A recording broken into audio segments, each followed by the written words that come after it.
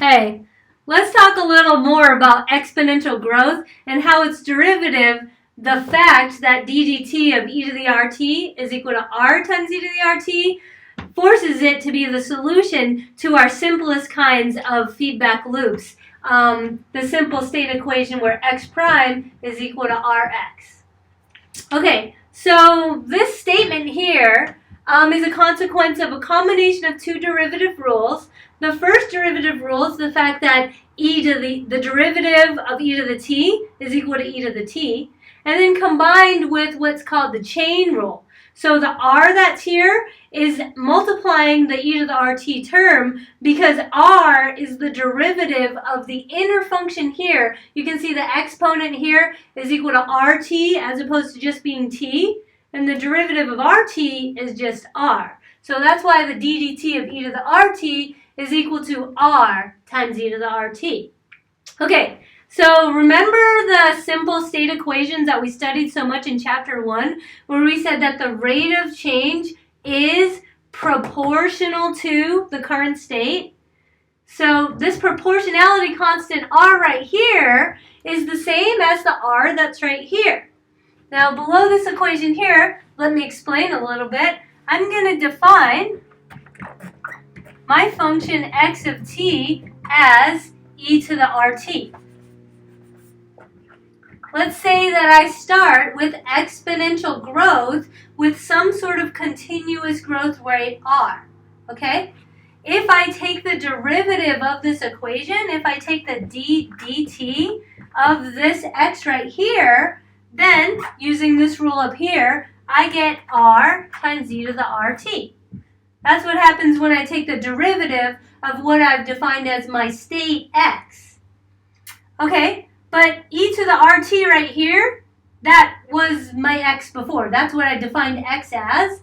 And so I'm going to erase the e to the rt right there, and I'm going to replace it with exactly what it's equal to, which is x.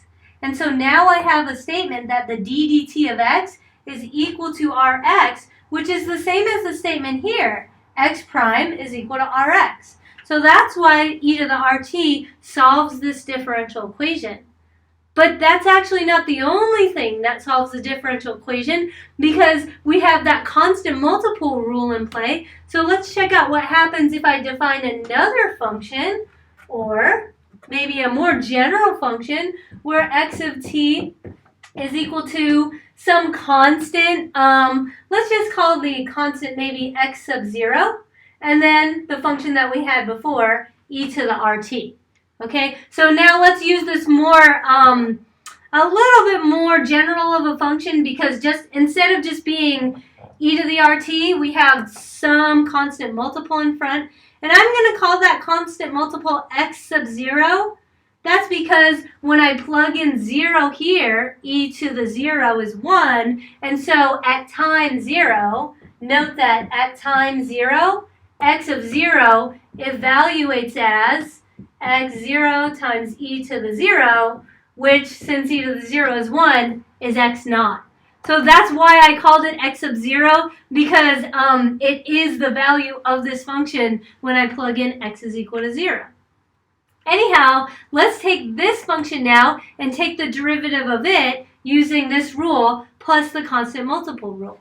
Okay, so x of t is equal to x naught e to the rt. And if I take the d dt of this function x, that's the d dt of this whole function, right? That's the d dt of this entire function right here.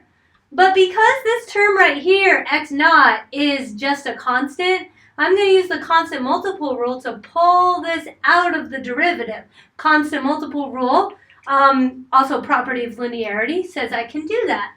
And so I'm going to pull that constant multiple out, and then it's just going to be equal to the d dt of e to the rt, which we saw before is equal to r times e to the rt. Okay, a lot of letters there, but we can figure this out. We can simplify this because r, okay, that's a constant as well as x naught. And so I'm just going to combine all the constants here, but I'm going to rearrange it. So instead of writing x naught r, I'm going to actually write r times x naught. It's just two numbers multiplying each other. A times b is the same thing as b times a. And so where I have x naught r, I'm going to rewrite it as r times x naught e to the rt. Why would I do a silly thing like that? That's because I'm actually looking for the form that I started with. And the original form that I started with was x naught e to the rt, and I see it right here. This whole part right here is the x that I started with.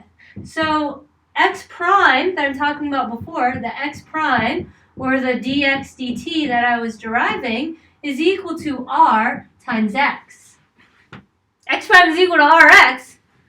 Oh, yeah, you see, that's what I was talking about before. That's one of our most original classic state equations. That's the state equation that says that the rate of change is directly proportional to the current state.